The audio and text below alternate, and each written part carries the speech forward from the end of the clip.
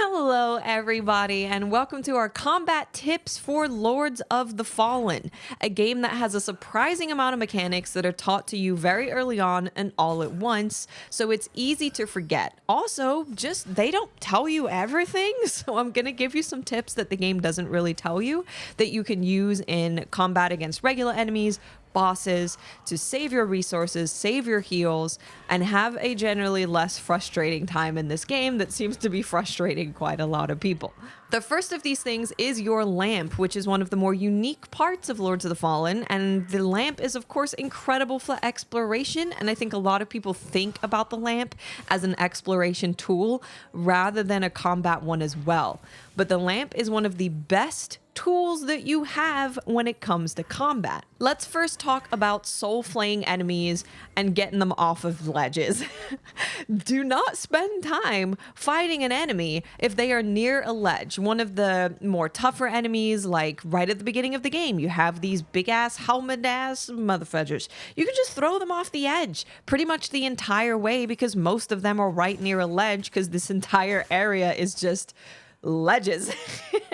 So instead of spending your time fighting them, what you're going to do is lock onto them with your lamp out, press R2, and then with your left analog stick, choose a direction that you want to throw them.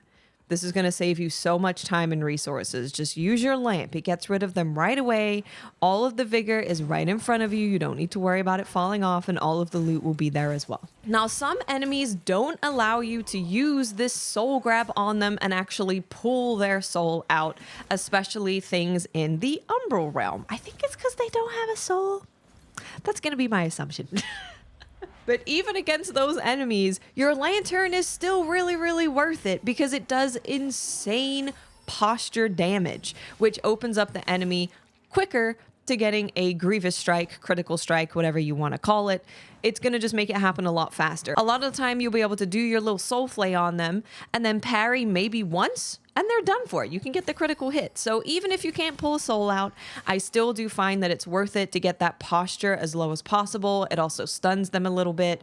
It's just generally a good thing to use. For enemies that do allow you to soul flay, you want to lock on with your lamp and press R2. You'll then lock onto the soul of the enemy and do damage for as long as you possibly can. Again, they're going to be separated from their soul and then they're going to snap back to their soul. Now, you're going to need to hit the actual enemy after you've done a bunch of damage to their soul for them to take all of that wither damage as actual health damage. Enemies do have the same rules as us, so if they have withered health and they hit you, they will get all of that health back. So just make sure that you know the timings of how long, and you'll get used to this, of how long you can generally hit a soul for. For me, I'm doing a couple of light attacks and then I end with a really quick heavy attack. And that is the heavy attack that hits the enemy and turns all of that withered health into actual damage. Now, here is a thing that the game does not tell you that you will realize very quickly when you use any kind of build that has poison or bleed on it, that you can pull their soul out and build up the status effects on enemies on their soul. So I had one situation where I ran into a boss, which I'm going to show you here. I ran into this boss with not very much health, was not expecting it, and I was like, great, I'm going to die. I soul flayed him, hit his soul a little bit, and he just exploded because he took all of that bleed damage, all of that withered health damage, and he was ticking for poison all in one hit. I had to go back and watch what happened on stream because I was like, how the hell did this man die? So, yeah, it's really strong. I actually have a build video ready to go up with the build that I'm using, but just trust me, when you're fighting a boss, pull their soul out and hit them. And if you're using any kind of status, that's just going to be a bonus because the enemy will take on that status effect from you hitting their soul. Lastly, in our lamp section, let's talk about the lamp suck. Listen, I don't know the name of anything. You're going to just have to deal with my explanations of stuff. I don't learn the names of stuff. I just give them names that make sense to me. It's the lamp suck, okay? Now, you obviously use this to get rid of enemy parasites when you see that their health bar be blue instead of red, or you see that there's a little kind of circle next to their health bar. That just means that there's a parasite there. But you can also use this lamp suck to blow up the red umbral pimples on the wall. You can also blow them up by hitting them, but depending on the weapon that you're using, you're gonna get hit most likely. You're gonna also get blown up, and you don't want that. You don't want to just to randomly take explosive damage. So the safer way to do it is to stand back a little bit and pull up your lamp, do the little lamp suck, and it will blow up all of those red pimples on the wall. This is great for dealing with a lot of enemies in a small little hallway. It's also great for knocking enemies off of ledges. And this is a resource that doesn't cost you anything. You do not use any lamp resources by using the old Umbral lamp suck. So if you see these on the wall, use them. Before we move on to the next section, let me just give you a small tip on how to use going over into Umbral to your advantage. If you happen to be low on health or low on heals, you can cross into Umbral, which turns all of that missing health into withered health. Even if you have a pixel of health left, if you go over into the Umbral realm, all of that empty health turns into withered health, which means that you can gain it back. And this is especially good if you know that there is something nearby, an effigy nearby, that you can use to get back into the world of Axiom. Because then you can just hop into the world of Umbral, get all of that missing health that you had as withered health, hit a few enemies, get full health, you come out back into Axiom, and you are full health. This has saved me so many times when I've gone on long journeys, I don't have any vestige anywhere nearby, and I'm running low on health and I have no heals. I go into Umbral, hit a bunch of dudes, get that withered health, my full health bar is back, and I'm ready to explore a little bit more without panicking so much. Next, let's talk about parry windows, because every single weapon has a different parry window. Now, I don't know the exact windows for every single weapon, but based on the knowledge that I have gotten from developers, I can take a pretty good guess at what those parry windows are. So here's the stuff that I do know for sure. If you're using a large shield, you can indeed parry. You're not locked out of parrying, but your window is going to be much, much, much smaller. The plus side, of course, is that if you guard instead of hitting the parry, you take less wither damage. Small shields have a larger parry window, but if you miss and guard instead, you will take more wither damage. And then you have dual wielding daggers, which has the largest parry window in the game. But of course, if you don't parry, you're going to take quite a bit of wither damage because you're just blocking with two small kitchen knives. Now, when it comes to other weapons, short swords, regular swords, etc., the parry windows are just going to get smaller and smaller the larger your weapon gets. So essentially, you just have to think of, does my weapon or shield protect me a lot if I'm guarding? If it does, then your parry window is going to be significantly smaller.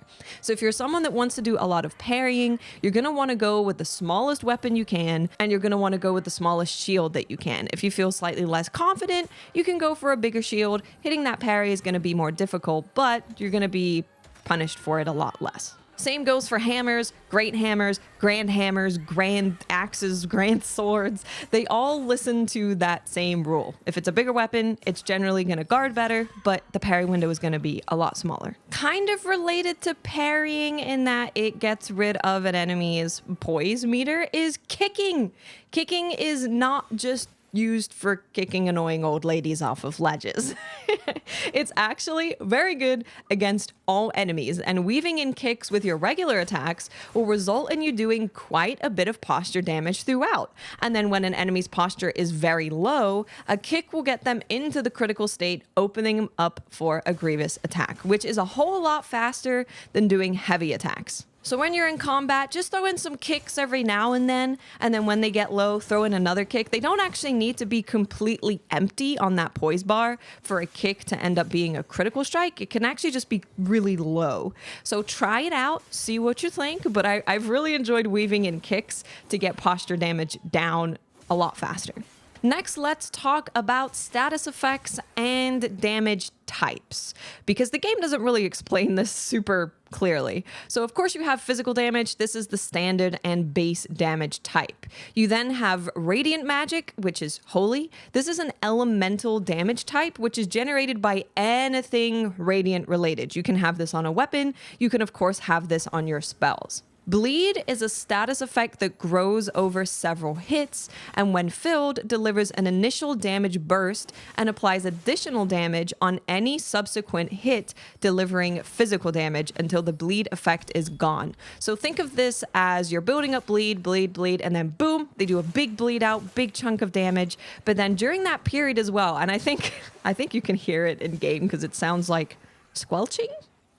It sounds like squelching. They're kind of squelching and splurting blood out. When you see that effect on an enemy, any additional physical damage is going to do more damage to them. Next, we have Smite. This is a status effect that grows over several hits, and then when filled, it does the same thing as Bleed. It delivers an initial burst of damage and applies additional damage on subsequent hits, delivering holy damage until the Smite effect is gone. So it's basically Bleed, but for holy people.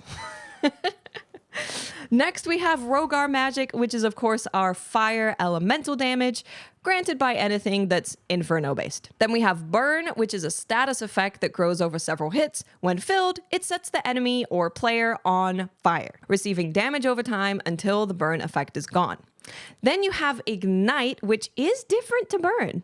Ignite is a status effect that grows over several hits, and then when filled, delivers an initial burst of damage, applies additional damage over subsequent hits, delivering fire damage. So it's very similar to Bleed. It's very similar to Smite. Next, we have Umbral Magic. First of all, we have Dark, which is an elemental damage granted by anything Umbral. So this is just a damage type.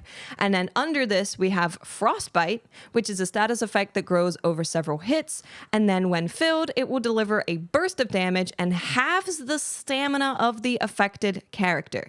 If you have made it to the ice region, you know about this. It cuts your stamina by a lot. I hate it. And then lastly, we have Poison. This is, of course, a status effect that grows over several hits, and then it will set them into a poison state, receiving damage over time. So exactly like Burn, but they're stinky instead of being on fire. Moving on to ranged combat. This is another thing.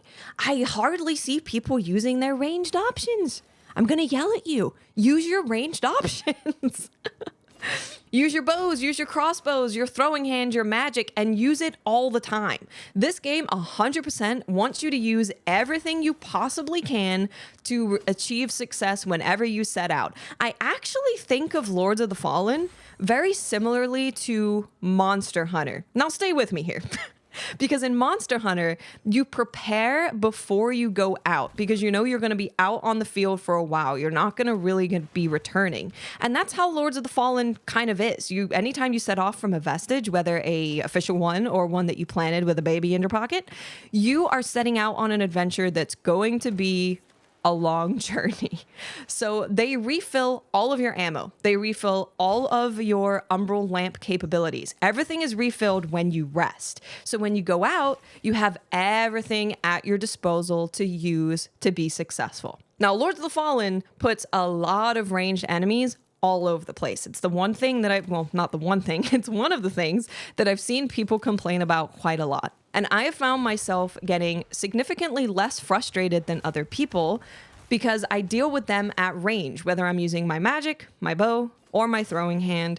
All of the ranged options do a lot of damage. They're very good. They refill when you rest, and you also have items to replenish all of that stuff when you are in the field.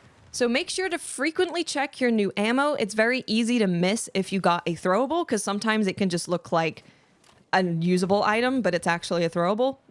So make sure to check what you have available to you and change what you're using based on the enemies that you're fighting. So if you're going into an Inferno area where there's lots of fire, maybe you want to bring a bunch of holy damage stuff. And when organizing what to bring with you, try and pick things that cover multiple different ammo or mana costs. You could take multiple high cost options, but it generally will be better to take some arrows, for example, that cause bleed but cost more. So you can use that against stronger enemies. But you're going to also want a basic arrow to handle basic enemies or to shoot items off of bodies.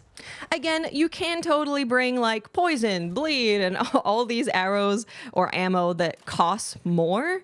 But I think it would be better if you had a mixture of costs. It's like you don't want to take magic that costs 100 freaking mana for every single spell, because you're not going to have anything to deal with rank and file enemies. You're just going to be using your most powerful thing against everything, and that's going to make you use more mana. It's going to make you use more ammo, which is going to make you use more mana crystals, more ammo pouches, and you're going to run out of those faster. Also, keep in mind that when using ranged options, you can manually aim them if you need to. Sometimes an enemy will be slightly out of your lock-on distance, but you can still hit them. You can also charge your bows, crossbows, and throwable items.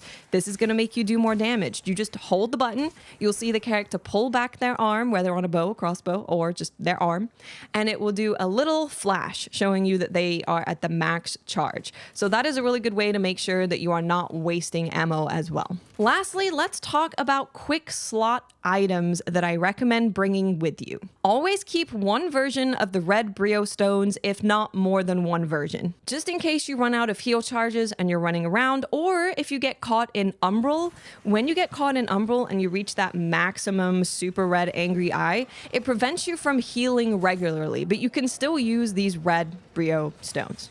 I also recommend that you bring ammo pouches in your quick slot or mana stones so that you can refill your ranged option, and then some kind of cure depending on the area that you're in. Poison, frostbite, whatever that may be. Those are the ones that I always keep on me. Of course, you can also bring like burning salts or poison salts to add status effects to your weapon, depending on the area. Again, if you're in Inferno area, maybe you want to bring some stuff to put holy damage on your weapon. And for a final little tip just about your damage, if you are seeing gray numbers, this means that you are doing damage below what is expected. This could mean that you're using a weapon that has Inferno on it and you're fighting a enemy that is pretty resistant to Inferno.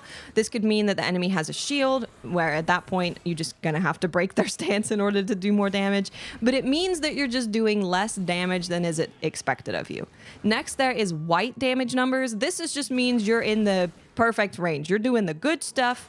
You're not doing too much. You're not doing too little.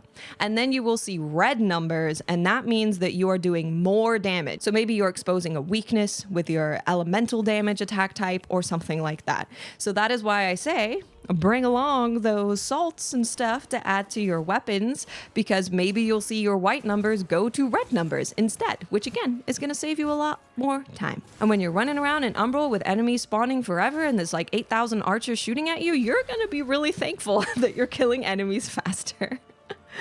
Thank you so much for watching this video. I will have a build guide for the current build that I am using, which I think is incredibly strong and very, very fun. That will be up very soon. I also have another video on exploration tips, because I'm just noticing a lot of people getting frustrated, and I think I can help with that frustration and how I've approached exploration.